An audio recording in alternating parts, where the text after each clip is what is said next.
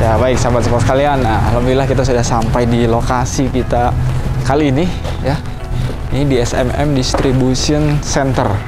Ya baik sahabat sekalian, nah, alhamdulillah di SMM Distribution Center ini kita akan ketemu dengan Kang Nanang ya. Beliau ini sebagai kepala unit atau direktur SMM. Nah di sini langsung aja kita akan ke bagian resepsionis dulu. Assalamualaikum Kang. Waalaikumsalam Pak. Ya. Apa nih bisa saya bantu Pak? Boleh duduk ya? Oh boleh, mangga, silakan duduk dulu Pak. Mohon izin saya mau ketemu dengan Kang Nanang nih. Oh Pak Nanang boleh, mangga. Pak Nanang kebetulan lagi ada di belakang Pak. Begitu siap. Ya. Siap, saya antar Pak ya. Mangga. Mangga, Mbak ini Pak. Oh itu kebetulan Pak Nanangnya lagi ada di belakang. Oh siap. Bang, Pak Nanangnya ada yang mau ketemu Pak? Assalamualaikum. Waalaikumsalam. Dengan Nanang Pak. Siap. Wahid. Oh Kang Wahid. Siap. Baik. Nah, Sehat Kang Wahid? Alhamdulillah. Alhamdulillah. Sahabat-sahabat sekalian, hari ini di sini kita juga sudah langsung ketemu dengan Kang Nanang. Saya ulangi lagi, beliau adalah sebagai kepala unit atau direktur SMM ya. Ya Kang Nanang nih, boleh saya tanya-tanya seputar tempat ini Kang ya? Boleh. Nah, Insyaallah. mungkin bisa sedikit dijelaskan nih Kang. Gudang ini atau lokasi ini apa sebenarnya Kang? Baik, kita sambil jalan-jalan sambil boleh. lihat tempatnya barangkali ya. Nah, tempat ini adalah distribution center dari SMMDT atau mungkin kita menyebutnya gudang lah ya. Gudang lah ya. Gudang warehouse kita ada di sini. Ini beralamat di Jalan Cibogo Tengah nomor 233. Jadi Cibogo Tengah nomor 233. Nah, di sini semua proses bisnis SMMDT dikendalikan, Pak. Oh, baik. Baik itu dari sisi produknya, terus sisi pembayaran, data-data, marketing dan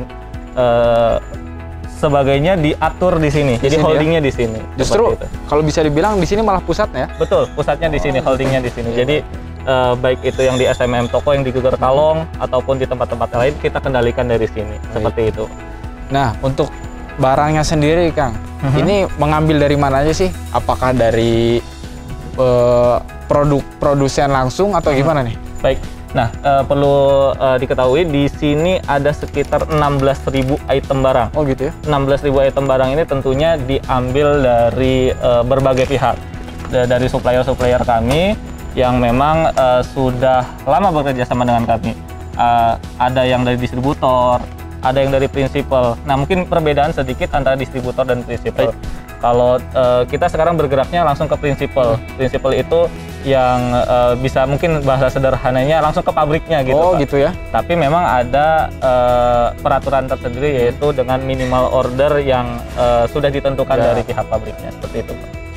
Berarti memang bisa dibilang ini mengambil langsung dari pabriknya, tapi dengan batas minimal yang ditentukan ya? Betul, ya. Sebagian ada yang ke distributor, ada yang ke prinsipal, dan sebagian juga ada yang dari anggota koperasi pondok pesantren Darut Tauhid. Juga ya? Ada juga. Jadi anggota koperasi dari pesantren Darut Tauhid itu sebagian produknya kita pasarkan di tempat ini dan di cabang-cabang kita. Nah, untuk barangnya sendiri nih Kang, kira-kira kualitas barang di gudang SMM ini atau di SMM Distribution ini seperti apa gitu? Kira-kira bedanya dengan gudang-gudang yang lain kayak gimana Kang? Sebenarnya kalau untuk produk kita kan ada standarisasinya Pak ya. Apalagi untuk produk pabrikan itu pasti sudah ada standar tersendiri dari pihak pabriknya. Karena memang yang kita jual itu produk-produk retail. Jadi produk sembako, produk personal care dan produk-produk yang lainnya itu memang sudah ada standarisasinya langsung dari pabrikasinya gitu. Nah, untuk produk-produk anggota biasanya kita standarnya yang penting ada PIRT-nya. Apa itu? Ya izin PIRT-nya. Jadi ada izinnya. Oh, gitu ya. Jadi produksi industri rumah tangga gitu. Jadi ketika sudah punya itu maka produknya bisa masuk ke jaringan bisnis kita. Begitu. Jadi memang diperhatikan sekali ya ini. Betul. Dengan kualitas. Kalau untuk produk yang lain, kalau yang sudah fabrikasi itu harus ada BPOM, ada izin edar, ada label halalnya gitu sehingga kita menjualnya aman. Aman, thayyib dan halal. Seperti itu. Jadi sahabat-sahabat saya memang di SMM SMM DC, Distribution Center. DC aja kita sebutnya. SMM DC ini memang dijaga betul kualitasnya. Kemudian selanjutnya mungkin nih Kang, menurut Akang nih sebagai bisa dibilang pimpinan lah ya di sini.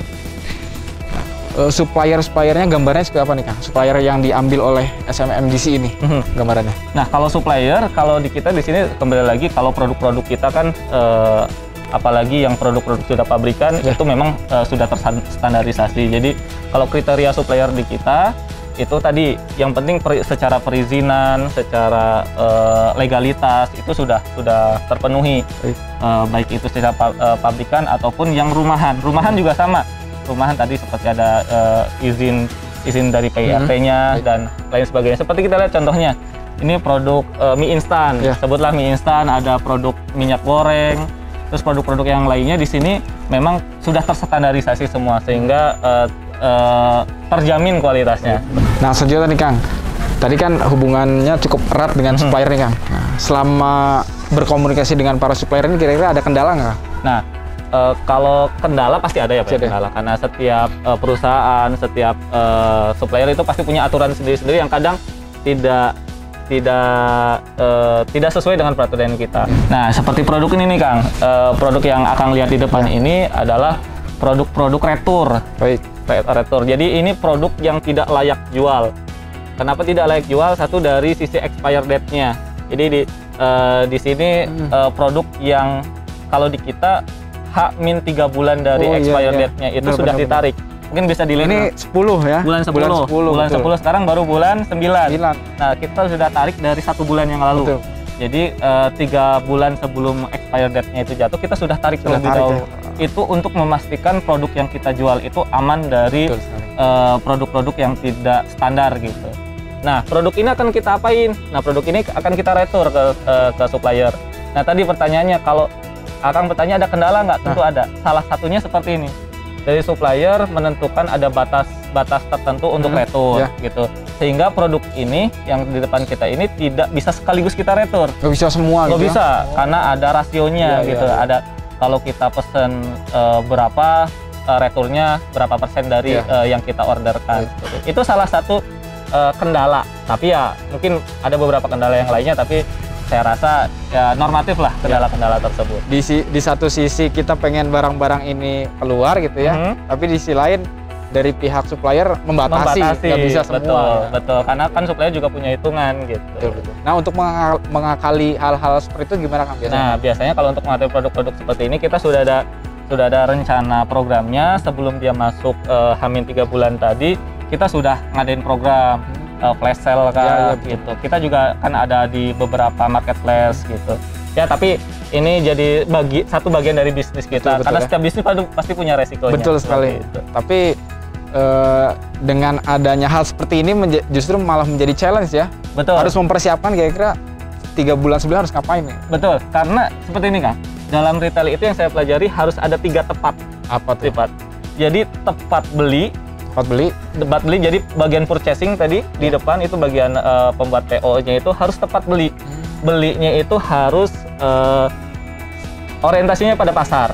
Orientasinya pada pasar. Mungkin sambil kita lihat Kang di yang sebelah depan, orientasinya harus pada pasar sehingga produk yang kita beli betul-betul dibutuhkan oleh konsumen kita gitu. Selanjutnya yang selanjutnya adalah tepat menyimpan. Betul. Seperti yang kita lihat di samping kita di rak-rak ini. Mohon maaf nih karena awal bulan kemarin kita habis flash sale juga, jadi produk-produk kita sebagian kosong. Jadi harus tepat simpan juga, baik itu dari banyak susunnya, terus hama yang lain juga ada. Seperti kalau di kita ada sebagian tikus. Oh iya betul ya. Kalau tikus kita ada jasa dari luar untuk pengendalinya. Terus burung juga sebagian ada gitu. Nah, yang selanjutnya ada tepat jual. Tepat jual setelah tepat beli, tepat simpan juga tepat jual. Penjualan kita harus tepat sesuai dengan banyak faktor yang mempengaruhi penjualan, seperti itu Kak. Seperti itu salah satu gambaran bisnis di retail Kak. Gitu. Nah, karena kita bisnisnya di pesantren, jadi orientasi kita harus pada pesantren. Benar gitu. sekali. Jadi bagaimana bisnis ini orientasinya pada pemberdayaan ekonomi di pesantren. Gitu. Jadi kita harus memberikan kontribusi baik itu dalam sisi manfaat, sisi finansial ataupun sisi-sisi yang lainnya. Selain itu santri-santri yang bekerja di sini adalah maksudnya karyawan di sini yang bekerja adalah santri. Pemberdayaan juga ya. Betul gitu. Jadi sambil mereka mengaji, belajar. Di sini juga mereka dilatih untuk bekerja secara profesional. Gitu. Jadi memang konsep dasarnya adalah bagaimana perekonomian yang dijalankan itu bisa memberikan manfaat untuk pesantren ya. Betul, betul. Jadi orientasinya memang seperti itu. Gitu. Ya seperti inilah keadaan kita, tidak dikurang-kurangi, tidak dilebih-lebihkan. Kalau produk beras, ini produk beras kita dari pesantren mitra kita. Jadi bahkan ini juga ngambil dari pesantren. Betul. Jadi kita juga ada seperti di OPOP. Ini salah satu juara OPOP. Oh gitu ya? Beras ini salah satu juara OPOP pesantren One Product. Dan produknya adalah beras. Itu di Cilamaya. Beras Cilamaya kita ambil dari pesantren tersebut. Sehingga terjadi hubungan baik lah antar pesantren. Betul, betul. Nah mungkin bisa sedikit kasih gambaran nih Kang terkait dengan bagaimana sih proses layanan SMM distribution center ini ya. Baik. Mungkin mulai dari pendatangan barang, kemudian di sini diapain barangnya sampai barang itu dirasakan langsung oleh konsumen. Baik, baik. Nah kalau di kita memang sudah tersistemasi ya. Jadi kita punya toko. Nah di kita ada namanya sistem baru, yaitu kita habis migrasi juga dari sistem ERP namanya. Kita sekarang pakai sistem baru namanya ERP. Nah sistem tersebut mendukung kita untuk real time. Jadi produk yang terjual di toko kita langsung bisa lihat produk tersebut terjual. Sehingga itu bisa menjadi estimasi purchase. Jadi estimasi pembelian kita mengacu pada produk yang terjual. Sehingga pembelian itu tepat gitu. Jadi kalau di toko terjual minuman test drinknya 5 merek tertentu, nah kita sudah langsung bisa PO kan itu. Nah setelah PO nanti datang barang, setelah itu di input di sini. Ini teman-teman kita di sini sebagian sedang bertugas. Jadi di input fakturnya, lalu di update harganya, karena kan setiap PO itu kadang barang yang sama tapi harganya bisa jadi berbeda. Gitu ya. Karena kan ada fluktuasi harga. Ya betul. Gitu. Nah di input di sini, di update harganya di sini, update harga di sini langsung connect ke toko-toko kita. Toko-toko yang mengambil barang dari sini. Betul, betul. Jadi harganya langsung update di sana tinggal di-update price tag-nya saja. Baik, selanjutnya setelah barang itu datang, kita input. Nah, proses inputnya di sini, teman-teman di sini bertugas, salah satunya input barang. Ketika barang di-input, harga langsung update. Oh gitu ya. Nah, harganya juga update di toko-toko kita. Gitu. Nah, di toko-toko tinggal ngeprint price tag yang baru kalau memang ada perubahan. Kalau tidak ada perubahan, paling price tag-nya masih lama, tapi stoknya akan berubah seperti itu. Nah, selanjutnya proses sellingnya itu di kita ada di toko, terus kita juga kalau di sini melayani untuk pembelian warung, grosir, terus beberapa hal yang lainnya. Perlu diketahui juga ini produk yang mungkin ini produk yang merah-merah ini. Dari ujung sana sini di gang-gang ada. Ini sebenarnya produk-produk yang sudah terjual kan? Sudah terjual ya. Tinggal ini belum diambil aja sama yang belinya gitu. Tapi produk ini sudah terjual dan sudah ditransaksikan seperti itu.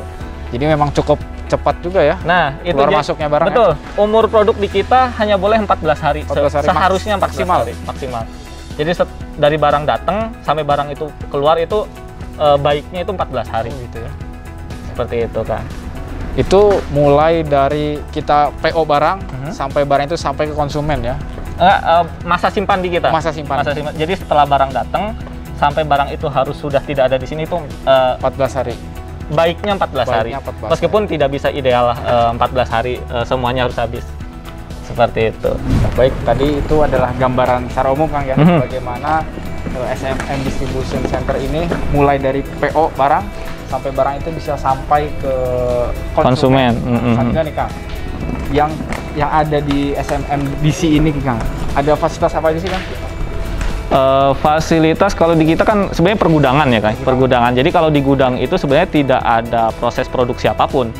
Nah, yang kita lakukan di sini paling ribet ya, paling ribet dalam artian paling rumit adalah paling repacking. Repacking paling kita beli beras sekian ton. Nah, beras itu kan packingnya ada yang 25 kilo, ada yang 50 kilo. Nah, produk itu paling kita repacking jadi produk 5 kilo, 3 kilo, 1 kilo. Paling kenceng seperti itu kalau dari sisi produksi gitu. Kalau dari sisi yang lainnya sih, karena kita gudang, jadi bukan pabrik gitu ya, gudang. Jadi kita nerima produk itu sudah jadi gitu. Tinggal simpan, kita jual seperti itu. Seperti ini yang kita lakukan sekarang. Ini buat pengiriman. Ini pengiriman. Ini salah satu pengiriman kita. Ini dikirim ke toko ataupun ke konsumen-konsumen kita seperti itu. Berarti konsumen juga mendapatkan fasilitas pengiriman barang ya? Betul. Jadi harga yang kita masukkan biasanya ada yang sudah free ongkir, ada yang memang harus menambahkan ongkir tertentu tergantung dari jarak konsumen tersebut gitu. Nah, kalau dalam proses pengiriman barangnya Kang, ada kendala nggak? Kendala kalau kiriman paling kita dari sisi jarak Kang, kita baru melayani pengiriman itu wilayah Kota Bandung. Oh gitu. Kalau yang di Kabupaten Bandung itu, kalau Cimahi masih dekat karena deket gudang kita posisi, jadi kita masih bisa antar. Tapi kalau udah di Kabupaten Bandung, terus tempat-tempat yang lebih jauh dari itu, kita biasanya tidak bisa kirim. Harus jemput ya? Mereka ambil ke sini karena kita biasanya jual dengan harga yang memang cukup bersaing. Jadi banyak dari konsumen-konsumen kita yang bawa mobil ke sini ambil gitu untuk warung-warung mereka. Berarti dalam pendistribusiannya bisa dibilang sampai tempat langsung turun, atau ada juga yang nyari dulu lokasinya gitu? Enggak sih, kalau kita biasanya barang masuk mobil itu sudah ada yang punya. Gitu. Memang sudah tahu lokasinya kemana? Sudah. Jadi kita tidak menawarkan produk door to door gitu. Jadi kita sekarang sudah menggunakan digital marketing, kita sudah menawarkannya base system di marketplace kah atau di jaringan-jaringan kita yang lainnya, sehingga produk yang kita jual itu atau yang sudah masuk mobil itu sudah pasti ada pemiliknya seperti itu. Ini bisa dibilang cukup rumit ya sahabat sekalian, bagaimana dari PO sampai barang itu sampai ke konsumen. Nah, kira-kira dari Kang Nanang nih, ada nggak tips-tips buat sahabat-sahabat sekalian bagaimana sih bisa memanajemen semua itu sehingga berjalan dengan rapi? Baik, memang bisnis retail cukup rumit kan, cukup rumit karena memang dia padat modal, padat karya, dan banyak padat-padat yang lainnya gitu. Sehingga proses bisnis di retail itu harus didukung dengan sistem yang mendukung, karena keakurasian data yang kita pegang itu sangat menentukan kebijakan-kebijakan kita. Jadi data di kita, data sistem sama data fisik itu memang harus benar-benar berimbang. Nah, otomatis itu harus didukung dengan sistem yang mumpuni seperti itu, sehingga proses bisnisnya bisa terdukung dengan baik. Itu salah satunya itu. Nah, yang kedua adalah jaringan pemasaran. Nah, jangan sampai kita buka usaha dengan modal besar, investasi besar, tapi jaringan pemasarannya itu masih rendah. Nah, kita bisa menggunakan jaringan-jaringan yang sudah ada, apalagi dengan jaringan mitra bisnis kita di pesantren, terus program-program seperti program OPOP, itu sangat bisa dimaksimalkan. Sangat bisa dimaksimalkan untuk melakukan penetrasi pasar, sehingga produk yang kita jual itu melalui program, salah satunya program OPOP itu bisa terdeliver gitu, minimal informasinya. Nah, kalau masalah closingnya kan itu gimana rezekinya ya, gimana rezekinya. Tinggal yang penting informasi yang kita miliki itu terdeliver dengan baik, tersampaikan dengan baik kepada calon pembeli kita. Jadi tidak hanya produk yang berbagai macam, betul, jaringan yang luas juga diperlukan. Betul, ya? Karena produk yang kita jual siapa saja itu bisa menjual. Benar sekali. Siapa saja bisa membeli dan menjual. Jadi yang kita harus lakukan adalah bagaimana kita membangun jaringan marketing kita, jaringan pasar kita sehingga kita kuat. Dan ketika kita kuat, kita mau beli berapapun, itu insya Allah sudah ada pasar yang siap menyerapnya. Minimal lakukan dua hal itu. Lakukan bisnis dengan sistem yang baik, sistem dalam artian include semuanya, dari proses alur bisnisnya, terus manajemen stoknya, dan hal-hal lainnya tersistemasi dengan baik. Dan yang kedua, punya jaringan bisnis yang baik. Jadi sistem baik dan jaringan bisnis yang baik, insya Allah itu bisa menjadi salah satu ikhtiar yang baik untuk mengembangkan bisnis ini. Salah satunya seperti itu. Nah, kita mungkin boleh sedikit kembali ke pengiriman nih Kang. Mungkin Kang Nanang juga bisa berbagi tips sedikit buat sahabat-sahabat sekalian. Bagaimana tips yang baik agar pengiriman ini tepat dan bisa memberikan hal yang positif bagi konsumen, Kang? Baik. Nah, kalau di kita biasanya kembali lagi untuk mengefisiensikan budget, kita harus melakukannya by system. By system kenapa? Karena produk yang kita bawa itu harus produk yang sudah laku. Nggak boleh produk belum laku kita naikin mobil. Karena dalam pergudangan itu pergerakan adalah biaya. Kita mindahin barang dari satu rak ke rak yang lain itu udah jadi biaya. Karena kita harus bayar karyawan gitu kan. Salah satunya itu. Sehingga setiap pergerakan yang kita lakukan itu harus sudah terhitung. Salah satu fungsi penghitungannya adalah dari sisi penjualan tadi. Sehingga kalau teman-teman melakukan bisnis ini, baiknya melalui jaringan online. Sehingga itu bisa meminimalisir cost yang harus dikeluarkan. Karena sekarang banyak sekali teman-teman yang melakukan bisnis jaringan retail ini dari rumah. Jadi mereka nggak usah punya toko, nggak harus. Tapi yang penting mereka punya jaringan. Mereka simpan barang di kamar, punya 2 kamar kosong, satu buat tinggal, satu lagi buat gudang gitu. Dan mereka melakukan transaksi itu by online, bisa lihat lewat jaring sosial atau hal-hal yang lainnya. Tinggal kirim yang sudah terjual gitu, nggak usah sewa toko, nggak usah sewa. Bisa keliling nawar-nawarin ya. Ya itu bagian yang lainnya mungkin ya, dalam artian untuk menyempurnakan ikhtiar gitu Kang. Jadi untuk delivery memaksimalkan, usahakan itu sudah ada yang punya ya. Betul, sudah terjual. Salah satunya seperti itu. Di sisi lain juga handling produknya juga harus baik. Jadi ketika bawa produknya harus baik, tersampaikan dengan baik. Kalau di kita ada one guarantee produk. Jadi produk kita itu dijamin 100% kalau ada kerusakan kita ganti. Begitu. Kalau ada kita ngirim minyak bocor, terus pasti itu nggak usah diterima. Coret aja di faktur, nanti kita ganti. Nah baik sahabat-sahabat sekalian, selanjutnya nih yang akan kita tanyakan dengan Kang Nanang ini, bagaimana sih yang awal mula mulai operasional SMM di sini kan? Baik. Awal mulai sudah kapan? Nah, kalau untuk awal mula SMM ini kan sudah sekitar 27 tahun. Sehingga ini sudah sejak lama tentunya kan dari proses bisnis ini. Sehingga ketika awal dulu tentunya mungkin karena basicnya pesantren, jadi awal mulanya adalah orientasinya pada pesantren gitu. Tapi kurang lebih berjalanannya sudah selama 27 tahun? Iya, setahu saya SMM itu ada tahun 1994, sehingga sudah 27 tahun seperti itu. Okay. Dan seiring berjalan waktu pastinya mengalami perubahan mulai dari manajemen dan sampai penjualan itu aja pasti ada peningkatan ya. Betul. Baik, sambil duduk aja mungkin ya Pak ya di sini. Silakan Pak. Oke, nah selanjutnya nih Pak, dalam proses keberjalanan SMM Distribution Center ini Pak, nah, kira-kira yang menjadi tantangan operasionalnya apa sih Pak? Baik, tantangan operasional di gudang itu biasanya dari data Pak. Data kenapa data itu sangat berpengaruh, karena tingkat turnover produk kita tinggi. Satu hari itu bisa 100 sampai 200 juta produk yang keluar masuk. Satu hari 100 sampai 200 juta per hari itu produk yang keluar masuk. Sehingga menjadi tantangan adalah memastikan data itu balance baik itu data sistem dan data real yang di lapangan. Itu salah satu tantangan terbesar dalam bisnis retail. Karena kembali lagi produk kita itu sampai 16.000 item lebih yang harus kita maintain, dan itu harus akurat antara datanya. Selain itu adalah mungkin dari sisi operasional yang kita harus benar-benar bisa menekan dari sisi cost-nya, karena salah satu variabel yang menentukan biayanya cukup tinggi adalah biaya operasionalnya, baik itu pengiriman, terus pengelolaan produk-produk yang ada di sini, sehingga itu harus dilakukan sebaik mungkin dan setepat mungkin.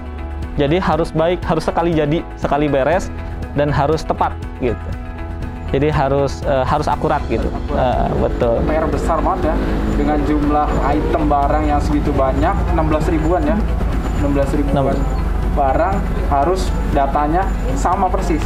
Ya, itu harus diikhtiarkan sama ya Kang ya, karena itu kembali lagi kita dengan turnover yang tinggi, keluar masuk barang 100-200 juta per hari, sehingga data yang harus kita maintenance yaitu kalau hari ini datang barang berapa ratus juta, keluarnya berapa, terus dipastikan dengan stok yang ada. Salah satunya itu yang jadi tantangan operasional di kita. Bismillahirrahmanirrahim. Assalamualaikum warahmatullahi wabarakatuh. Perkenalkan, nama saya Muhammad Ja'far. Nama saya Dani Kurniawan. Saya usia 25 tahun. Saya bekerja di Kopondren Darut Tauhid, unit SMM Darut Tauhid. Lebih tepatnya di bagian keuangan, staf akuntansi. Di sini saya kurang lebih sudah menjalani masa kerja selama 2 tahun. Di sini selain saya bekerja, saya juga di sini menjadi santri Pondok Pesantren Darut Tauhid. Alhamdulillah, yang saya rasakan selama bekerja di Kopondren Darut Tauhid, saya merasakan banyak sekali manfaat dari segi spiritual, kita tidak terlupakan, dari segi ekonomi, dari segi sosial, dan banyak hal. Di sini saya bekerja, alhamdulillah sangat betah. Di sini kawan-kawan saya sangat memperhatikan dari segi pertemanan, dari segi persaudaraan, dan juga dari banyak aspek yang lainnya. Di sini udah berapa lama? Hanya udah 2 tahun ini. 2 tahun. Kesannya di sini berapa? Kesannya kerja di sini gimana? Alhamdulillah di sini saya merasa senang, bahagia karena dikelilingi orang-orang yang saya. Kalau pesannya untuk SMM apa Pak? Pesannya? Ya pesannya, harapan gitu. Ya, semoga kedepannya lebih baik, lebih maju dan menjadikan jalan keberkahan untuk umat. Saya bekerja di SMM dari tahun 2017 sampai sekarang 2021 sudah 4 tahun. Alhamdulillah selama bekerja di sini banyak ilmu yang saya dapatkan, ilmu agama, ilmu mengenai perdagangan juga, ilmu mengenai retail. Begitu banyak ilmu yang bisa saya terapkan, yang bisa saya amalkan dengan bekerja di SMM Darut Tauhid. Besar harapan saya SMM kedepannya bisa menjadi cikal bakal industri retail yang dikelola oleh pesantren. Harapannya untuk Kopondren Darut Tauhid, khususnya SMM Darut Tauhid, saat ini pelayanan anggota sudah saya rasa cukup baik. Harapan kedepannya pelayanan anggota semakin dimaksimalkan, semakin membaik, sehingga anggota dapat terpuaskan dengan baik sebagaimana slogan koperasi, yaitu dari anggota, oleh anggota, untuk anggota. Dan untuk pelayanan untuk umat secara umumnya, harapan saya itu juga tidak terlupakan. Itu saja harapan saya. Semoga Kopondren Darut Tauhid semakin berjaya, SMM Darut Tauhid semakin bisa melayani anggota dengan terbaik. Dan harapan saya juga SMM menjadi pelopor berdirinya ekonomi pesantren di seluruh Indonesia.